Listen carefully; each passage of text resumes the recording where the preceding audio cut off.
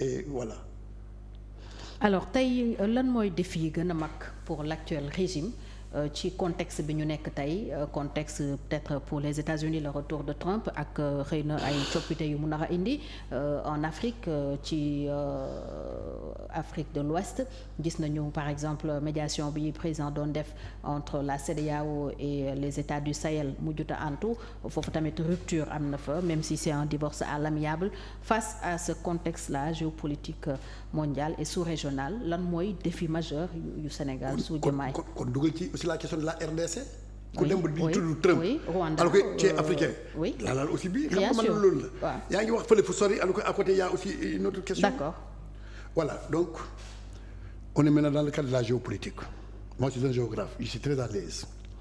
dans la géopolitique aujourd'hui les faits majeurs c'est quoi boo jëlee le monde occidental considéré comme étant le monde développé ñoom ñu ngi retourner aux anciennes pratiques à savoir l'impérialisme loolu moo indi la Russie wóolu na armée am na doole. mu bëgg a nangu annexer l'Ukraine moo indi Trump mu bëgg a annexer le Groenland. moo indi léegi ku la ëpp doole jël la Mayotte fii français ñu ngi woon africain yëpp bu leen xalaat yi parce que c'est un continent africain mais c'est un département français ñu ngi foofu di fermer donc pour dire que le monde est un cycle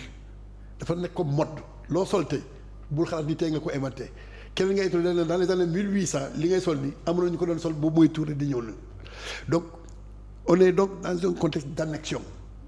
mooy lan le droit international est bafoué et c'est la vie de la jungle moo nag di imposer wu en termes de ku ëpp sa morom doole defal lu la nekk dara lu la ci fekk. la loi de la jungle. et l'élément illustratif c'est le droit de veto qui est un privilège accordé à une minorité d'États nga xam ne ñooñu am nañu possibilité ne maa bañ maa d'accord maa bañ. au sein de l'ONU. Israël mi ngi nii à Gaza ñoom it lan la ay territoire on parle de territoire occupé. Trump lan la wax. il encourage waa Cisjordanie ak waa Gaza ñiy dem Égypte ñëlee par exemple dem Cisjordanie en attendant que ñu nettoyer loo xam ne moomuñu ko donc on est dans des périodes de transition. Rwanda mi ngi ni c'est un pays parmi les plus petits en termes de superficie et en volume démographique ñoom it lan la les ressources naturelles attractives de la RDC ñu ngi leen di attirer fexe nañu ba pour la deuxième fois ñu ngi fay retourner toujours dans le Kivu di avancer te amul loo xam ne nii daf koy def dans le désintérêt dans le désintéressement am na ay ressources yi nag foofu di exploiter di koy jaay pour seen survie donc loolu moo caractériser les faits majeurs des rapports entre les États actuellement c'est-à-dire que le droit est bafoué au détriment de la loi de la jungle et c'est malheureux ñun boo jëlee sunu cas spécifique de l'Afrique de l'Ouest ça fait combien de fois que les djihadistes ont l'ambition de venir nous coloniser encore ñaata yoon la ñu bëgg a coloniser Afrique. Bari na. On a vécu la période almoravide on a vécu la période coloniale on revient encore avec les djihadistes qui disent que ils veulent venir créer des États musulmans alors que ñooñu seen bopp seen état d'origine mënuñu fexe ba créer état yooyu kan la ñu yàpp mais c'est parce que boo jëlee boo jëlee Mali Niger ak Burkina ils font partie des 3 pays les plus pauvres au monde. donc ñële ku la ëpp doole def lu la nekk. et pauvreté bi c'est fertile la pour ñoom. soo décrire nii contexte bi c'est pour montrer que il y a un dérèglement de la géopolitique à travers les relations internationales amul lenn loo xam ne dañu koy teg ci yoon doole lañu koy defee c'est terminé et la dernière humiliation mooy keroog bi Trump di expatrier ay Mexicains dugal ci ay avions militaires le seul tort du président c'est de dire non dans des conditions de non-dignité du ma permettre sa avion yi wàcc mu won ko ni sooy wax loolu rek damay frapper si ça officiel yi du ñu am visa 2 seen importation yi je vais taper un taux de 25% une façon de dire je vais vous tuer économiquement naa leen étouffé que li tam daal di gis boppam wàccee boppam jël avion présidentiel dem récupérer ñu la pour sauver l'honneur pour dire que on a surmonté le malentendu Brésil ñu ngi noonu di naan réciprocité mooy am ci la la yem. Sénégal tam ñu ngi waaj a delloo si plus de 1800. bul wax Sénégal waxal Afrique donc dañu tollu tey foo xam ne c'est comme qui dirait ñi am doole ñu ngi jaay doole faalewuñu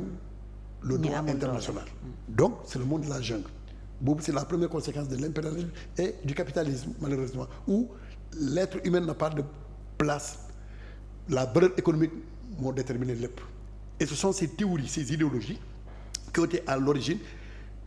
du racisme à Pretoria où une minorité contrôlait la richesse yooyu ñoo nekk aussi fii aujourd'hui avec Israël vis-à-vis des pays arabes moo nekk un peu partout donc boobu c'est une description sommaire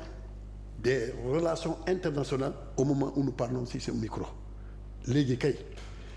lan mooy ñëw am l'esprit de ce qu'on appelle l'esprit souverain boobu dafa am ñu bëri ñu koy galvauder mais dafa am des nuances boo jëlee les partis tous les partis extrême droite les partis accusés d'extrême droite seen théorie c'est fondé sur le souverainisme c'est-à-dire que d'abord chez moi faalewuma le reste que ce soit en France que ce soit en Allemagne que ce soit un peu partout même dans les pays yoo xam ne au départ ñoo nekkoon les pays les plus tolérants comme les pays nordiques ñoom ñëpp léegi ba ci Portugal tout ça Europe du Sud ñoom ñëpp léegi c'est les partis de droite ñoo nekk à la mode. kon le défi premier à relever c'est celui du souverainisme. defal nag c'est-à-dire que premièrement loolu la je disais que donc tous ces pays actuellement kenn ku nekk kii de droite lan moo alimenter la droite phénomène migratoire moom la ñu bëri di jël pour apeurer l'opinion pour ñoom ñu ne c'est-à-dire que au lieu de reconnaître les limites du capitalisme dans son échec on accuse les migrations d'être à l'origine de la pauvreté et de la décadence de certains pays alors donc face à cela bu fekkee yow comme ñun on veut conserver notre dignité on veut considérer notre souveraineté bugguñu ku ñu yàpp war a ñu fexe ba nga xam ne li mënoon tax yow boo jógee fii nga dem France ñu lay yàpp foofu wala Allemagne ñu lay yàpp foofu